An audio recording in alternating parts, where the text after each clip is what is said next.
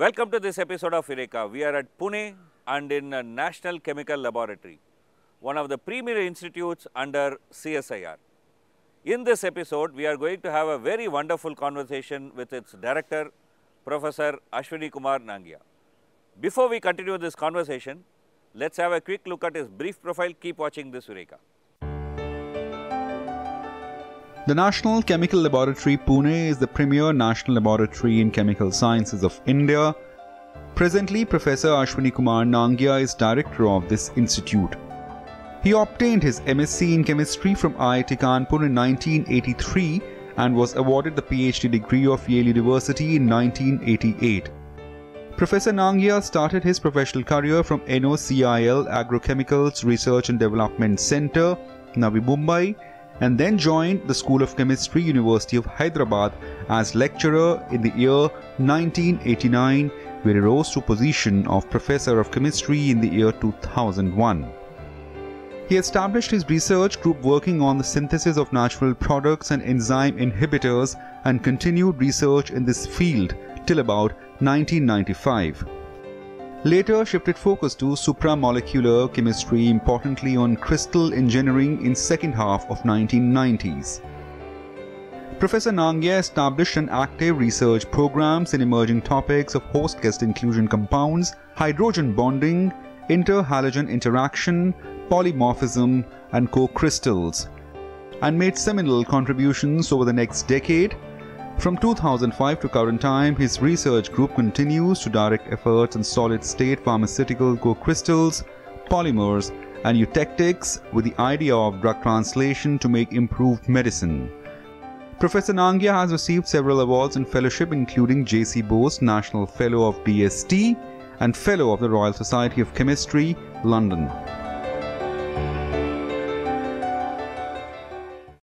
Thank you for being with us in this show. It's a very wonderful opportunity. It's one of the oldest scientific institutions in India. Maybe not the oldest, but certainly one among the earliest scientific institutions established, and you have become its director just few years ago.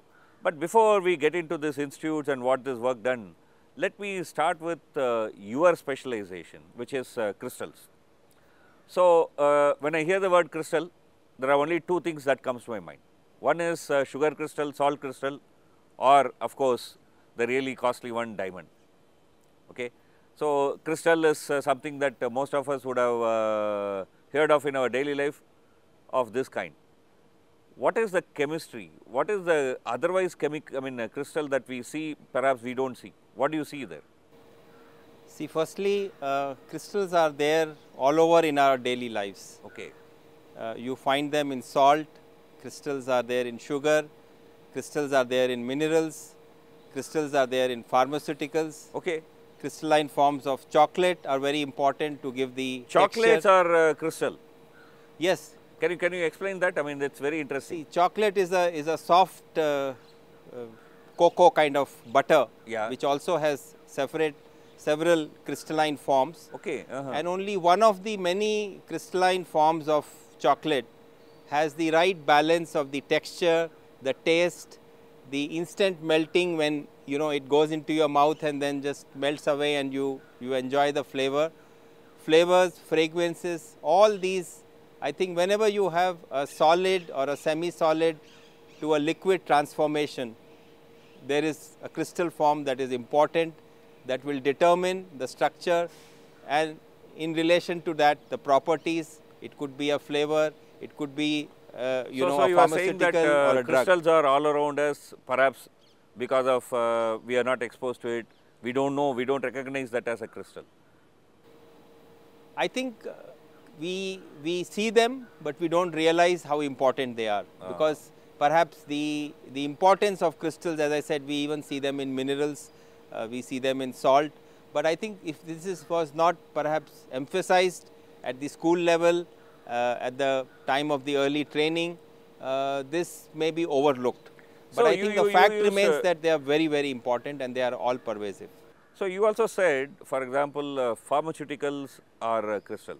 So which means that most of the pills that we pop up are crystal. That's what you are saying. Absolutely, absolutely. Can you give us some examples? Yes.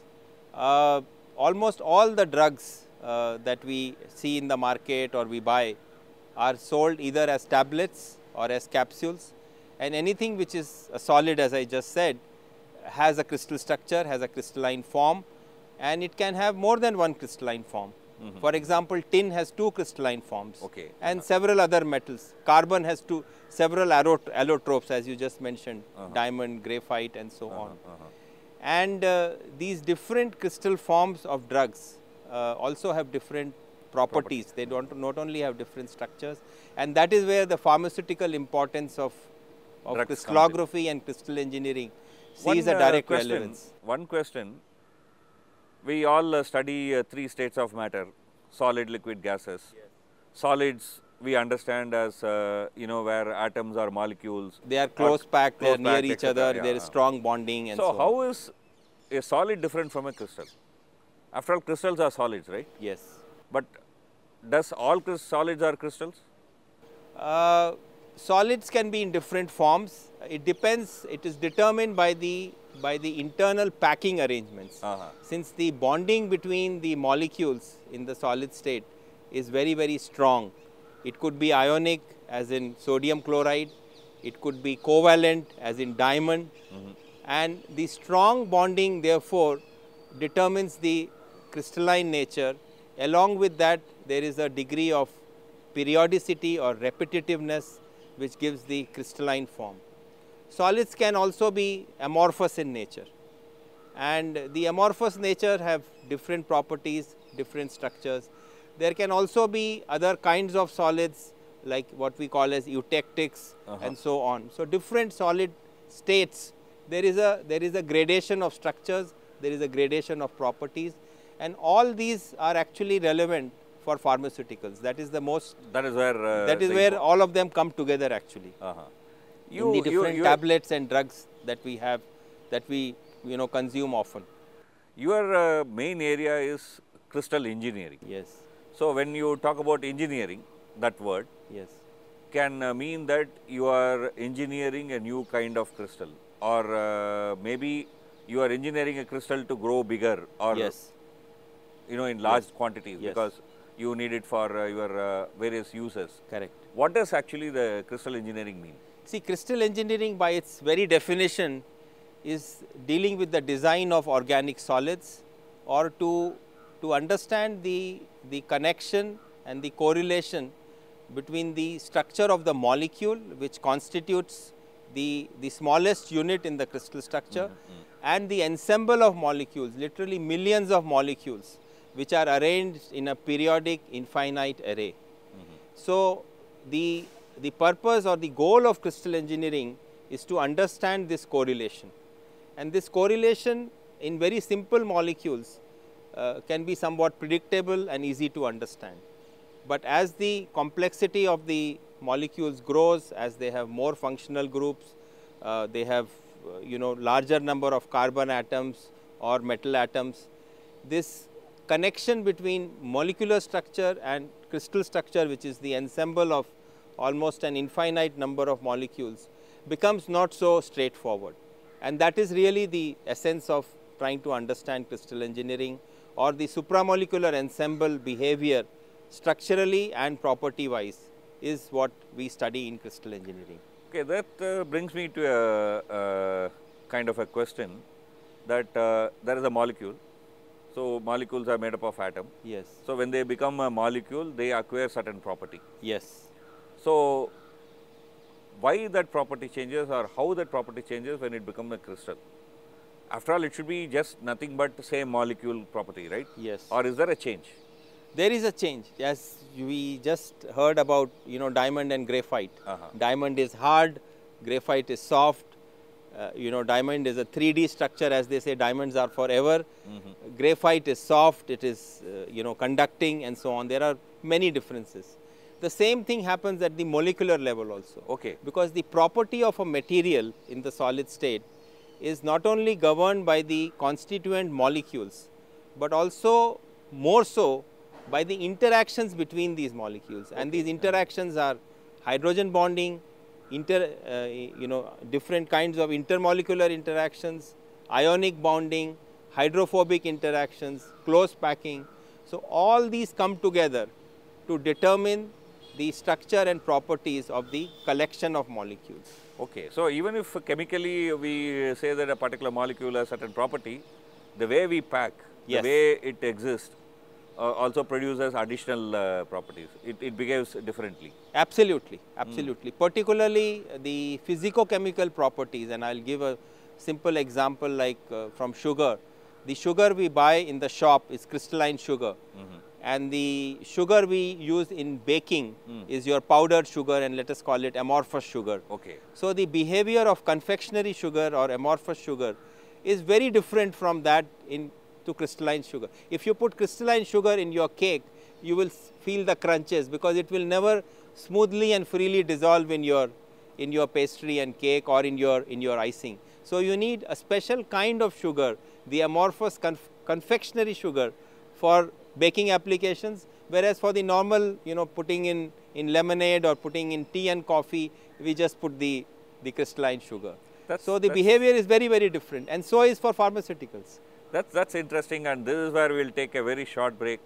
Keep watching Eureka. After the break, this wonderful conversation will continue.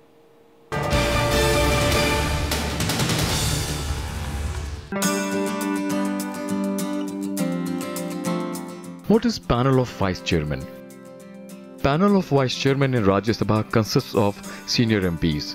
In the absence of presiding officers, a member from the Panel of Vice Chairman presides over the proceedings of the House.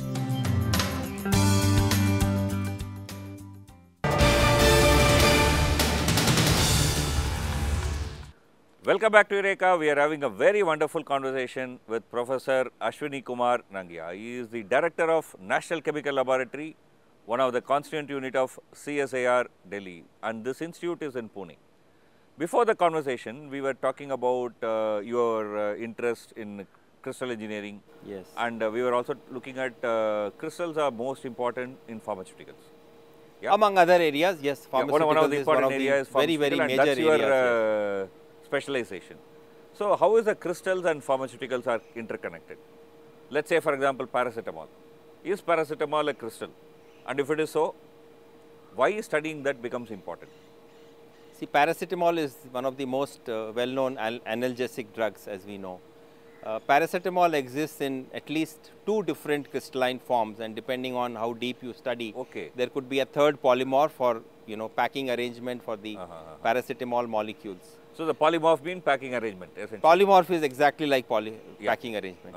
And it is like if you take a building, you can arrange the bricks in the normal way, or you can arrange it in a zigzag way, or you can arrange it in a herringbone way, and these would form the 3 polymorphs of a wall architecture. You can also imagine 3 polymorphs of paracetamol or any drug for that matter. Now the structures of the paracetamol are very different in their properties. There is a stable polymorph which is very brittle in nature, and because it is very brittle, when you want to make the tablets, you want to compact, and brittle is almost like chalk powder, so you cannot compact it. Whereas the metastable polymorph has a layered structure, and it's much more amenable to compaction. So you have a kind of a seesaw situation where the stable polymorph is not very favorable for compaction, which is what you would want in a drug tablet, whereas the metastable polymorph, which means it is less stable and is prone to transformation or conversion to the stable form, is the one which should go into tableting because it is. But because there is always this worry that a metastable to stable transformation may occur in the tablet or while it is on the shelf, the stable polymorph is used, and we have to find other ways to make it more tabletable and therefore amenable to making the capsules and caplets that are normally sold and ingested by us when we are not feeling well. So that's an important thing. Like this, what are all the major challenges in making pharmaceutical crystals and pharmaceutical? What are the major challenges? There are, I think, the biggest challenge today in pharmaceuticals, and a large number of new drugs have come out in the market in the last 20 years. Thanks to the advances in medicinal chemistry. And paracetamol is a very old molecule, it has a very simple structure. But as drugs are becoming more complex in their structure and in their chemical architecture, it is also becoming challenge that they are becoming more and more insoluble. Okay. So, as they say, solubility challenge or overcoming solubility and bioavailability is one of the major challenges in pharmaceuticals. And this is where crystal engineering actually comes in, because improving the solubility of drug molecules or any molecule for that matter through salts, through co-crystals, and to some extent through polymorphs is possible and doable using rational approaches. Some logic driven ideas can be brought in to improve the solubility, bioavailability and also permeability of drug molecules, so that they are more effective in terms of their therapy, the dosage can be reduced, and we can have improved medicines, as they say, using crystal engineering ideas along with the medicinal chemistry outcome which is giving us the new drugs. One of your area has been looking at a cancer drug, right? Yes. Trying to find out a way of packing it. Yes. Can you explain to us? Yes, actually we got interested in cancer drugs because the cancer receptor targets are very, very complex. And so by their very nature, the cancer drugs tend to be, as I just mentioned, very, very complex. And this complexity therefore sometimes brings in instability, hydration, because there are so many functional groups, they tend to, pick up moisture, they are prone to changes in color, and, stability issues are there. And these problems of hydration, color, instability, which are inherent in many of the anti-cancer drugs, can be solved via what we call now as a co-crystal approach. That is, you add a second additive molecule, and the second additive molecule is called as a co-former, which comes with the drug co-crystal. And this co-former molecule, there is a list of about more than 1,000 molecules which are called as GRAS compounds, generally regarded as safe by the Drug Regulatory Authority. That means they are pharmaceutically benign. One can add them in a large excess, so to speak, to the drug, which will modify its other properties, but not have a therapeutic action of its own. So by making co-crystals of one of the anti-cancer drugs, temozolomide, which has a hydration and color problem, we were able to solve that by having a co-crystal, a succinic acid co-crystal of temozolomide, which remains white in color, which does not hydrate, and therefore gives a more stable form of the drug to make its tablet compared to temozolomide alone as the. So if you have kept temozolomide as alone, perhaps by the time you actually consume, maybe it would have degraded, right? Not so much as by the time, but certainly if it stays on the shelf for 2 years, relative to that, the co-crystal would be stable for almost double the time, which is what we showed in because drug made, that's one important thing that we covered. So that you can have a much longer life for the drug on the market by having a more stable co-crystal. And you can also be kind of certain that the drug that you are buying is safe. Yes. So another area that you worked is in the TB drug, where it's a combination of 4 chemicals. Yes. And one of the worry was that maybe these chemicals were interacting with each other and having its own impact. Absolutely. Yeah. So can you describe that? Yes. See, the 4 FDC combination, the 4 fixed drug combination of isoniazid, rifampicin, ethambutol and pyrazinamide. These 4 have to be used as combination drug therapy for TB.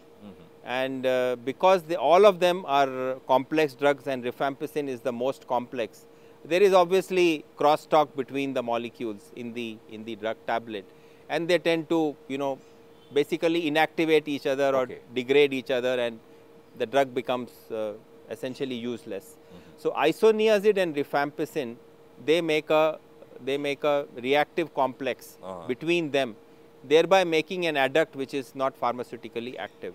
So the idea was to modulate the reactivity of isoniazid so it does not cross react with rifampicin in the drug tablet. And so we made a very similar to the temozolomide case, we made a co-crystal of isoniazid with vanillinic acid and caffeic acid, which are acceptable co-formers. And the co-crystal of caffeic acid isoniazid was not reacting with rifampicin, and so you get a derivative or a co-crystal 4-FDC, which is again like temozolomide far more stable than the reference 4-FDC which is currently on the market. Okay, that's I think a very interesting and important point. You had also worked on curcumin, right? Derived from Natural turmeric. haldi, yeah. So, what was the problem? Of course, curcumin is not easily dissolvable, right? That's one of his major problems. That's why when you are cooking, you can see that it's not dissolved, right? Or we try to dissolve it by adding to the foods. The foods will tend to solubilize the curcuminoids. So what was the research that you took on that? Yeah, curcumin was a very nice molecule, and it was we were very passionate about it because of the Indian herbal and the traditional medicine origin. And we were interested in this molecule because it is one of the sort of difficult challenges of solubility. It is almost insoluble in water, which is what you would like generally you would like that, a solid powder to be. It has a very low solubility of 8 milligrams a liter, which means it is almost insoluble. And so we started looking at polymorphs of curcumin, and I would say we got a real breakthrough. We, being an Indian traditional medicine molecule, we were quite happy that we were the first ones to find new polymorphs, and actually the Indian Postal Department has a stamp in the International Year of Crystallography, which shows the 20 rupee stamp has a curcumin molecule on it. Very nice. So we discovered new polymorphs of curcumin, which was very satisfying. And more than that, to improve the solubility, we made different kinds of binary solid forms, that is co-crystals, and also eutectics, which is another kind of solid form not having the same level of crystallinity as crystalline forms, but for the purpose of pharmaceuticals are equally acceptable. And we were able to improve the solubility of curcumin to several fold in the co-crystals of curcumin with amino acids, with several other biomolecules, with artemisinin, which is a Chinese origin herbal drug. So the combination of curcumin artemisinin is showing one of the highest solubility in vivo models, in pharmacokinetic models in rats, more than 1000 nanogram per ml, which is very high solubility for curcumin, but as an adduct with artemisinin. So it also then leads to the idea of drug-drug co-crystals, which is combining two therapeutically active molecules in the same adduct and then using it for multiple target ailments and so on. That's interesting. How did you get interested in chemistry? I mean, and then took up this as your passion, profession? Yeah.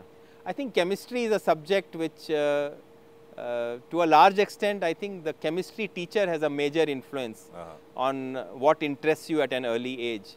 I would say I was fortunate to have a very good chemistry teacher at high school level, which is the time then one gets initiated into subjects. The second sort of what I find fascinating and interesting about chemistry is that it is a very delicate and nice balance between approximation and preciseness, between rules and exceptions. And this is something you see in real life as well.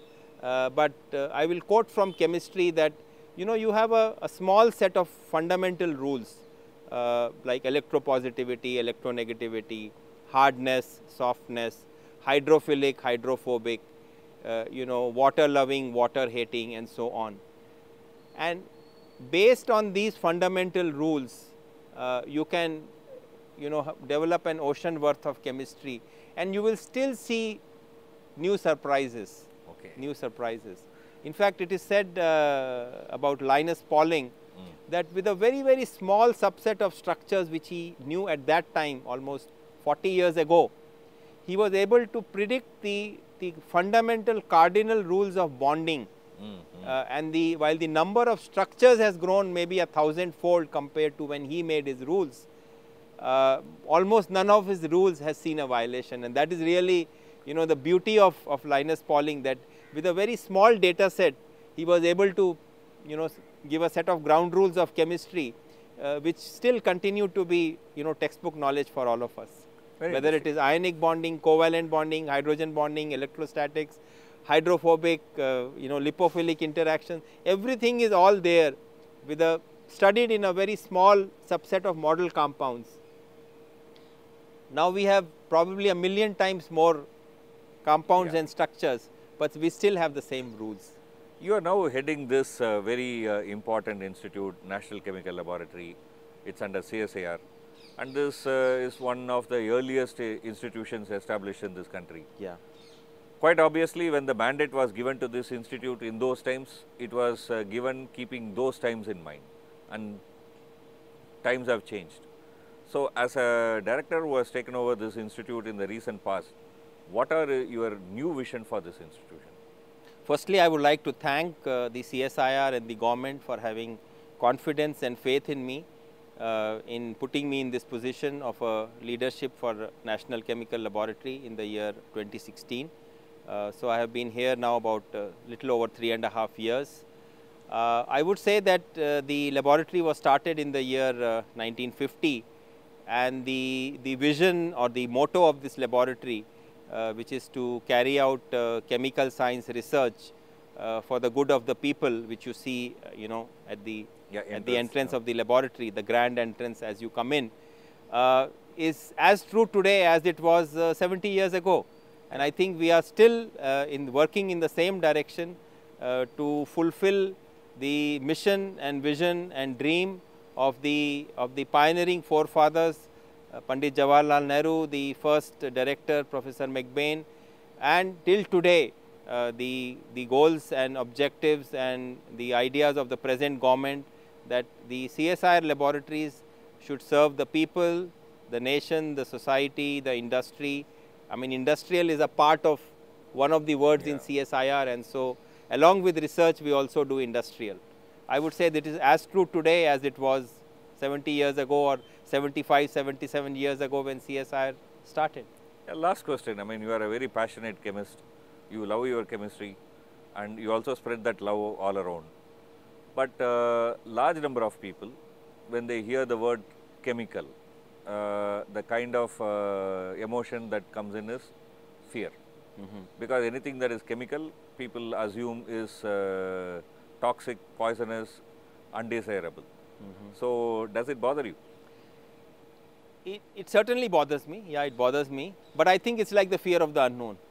Anything which we don't understand, which we don't know fully, we tend to be scared of it. And I would be scared of things that I don't understand. For example, I don't understand economics and all that is happening in this world today.